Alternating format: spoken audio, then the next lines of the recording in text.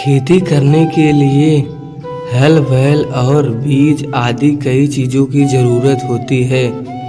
लेकिन बुद्ध की इस प्रेरक कहानी में जानिए अमृत खेती के बारे में, जिसमें ना ही बीज की ज़रूरत पड़ती है, ना बैल और ना ही हल की। बौद्ध धर्म के संस्थापक महात्मा बुद्ध की अमृतवाणी में जीवन से सारे कष्टों के निवारण का सूत्र छिपा है। उनके ज्ञान, उपदेश, सीख और विचारों से जीवन सुखी बनता है। बुद्ध ने बोधि वृक्ष के नीचे बैठकर सालों तपस्या की और इसके बाद उन्हें दिव्य ज्ञान की प्राप्ति हुई। इस तरह वे सिद्धार्थ गौतम से भगवान बुद्ध बन गए। गौतम बुद्ध के जीवन से कई प्रचलित कहानियाँ जुड़ी है, लेकिन इस कहानियाँ में जानिए अमृत खेती के बारे में। जी हाँ, ऐसी खेती जिसमें ना ही हल की ज़रूरत होती, न बैल की और ना ही किसी बीज की। इस कहानी में गौतम बुद्ध ने अमृत खेती के रहस्य के बारे में बताया। अमृत की खेती की प्रेरणादायक कहानी। भगवान बुद्ध एक बार भिक्षाटन करते हुए एक किसान के द्वार पहुँचे। भिक्षुक को अपने द्वार पर आया देख किसान ने उपेक्षापूर्वक कहा, श्रमण, मैं तो स्वयं हल जोतता हूँ और इसके बाद अपना पेट भरता हूँ। आपको भी हल जोतना चाहिए और बीज बोना चाहिए। इसके बाद मेहनत कर खाना चाहिए। किसान की बात सुनकर बुद्ध ने मुस्कुराते हुए कहा, हे अन्नदाता, मैं भी खेती ही करता हूँ।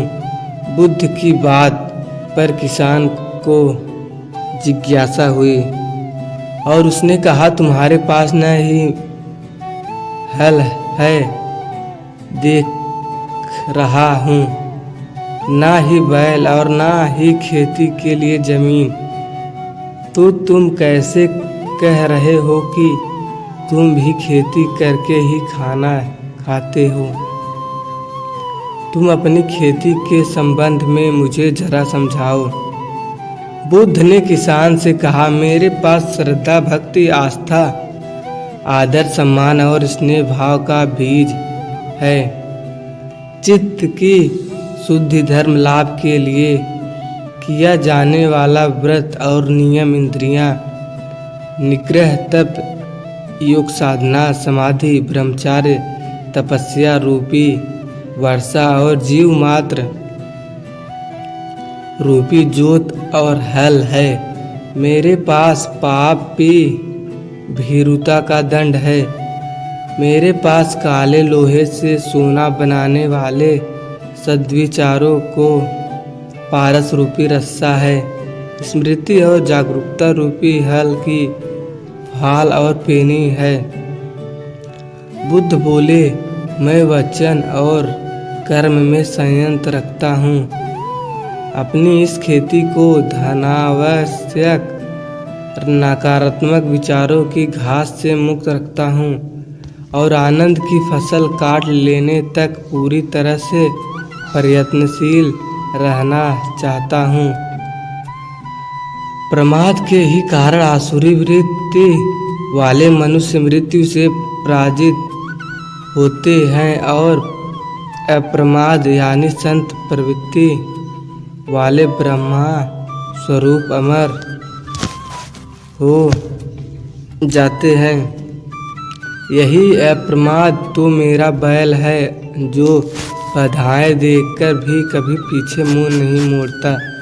वही मुझे सीधा शांति धाम तक ले जाता है। इस तरह से मैं भी तुम्हारी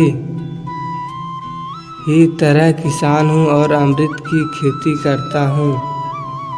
बुद्ध की एक प्रेरक कहानी है जिसमें वे अपने शिष्य को अमृत खेती का रहस्य सिखाते हैं।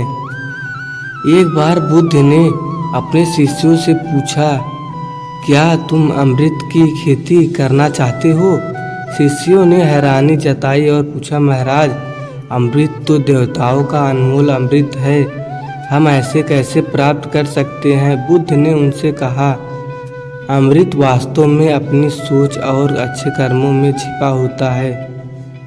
यदि तुम अपने मन को शुद्ध रखोगे और दूसरों की मदद करोगे तो तुम अमृत की खेती कर रहे हो। इस प्रेरक कहानी से यह सीखने को मिलता है कि अमृत वास्तव में हमारे अच्छे कर्म और दयालुता में छिपा होता है, जो हम और दूसरे को सुख और समृद्धि देता है। इसलिए हमें अपने आचरण और सोच को पवित्र और उच्च रखने का प्रयास करना चाहिए।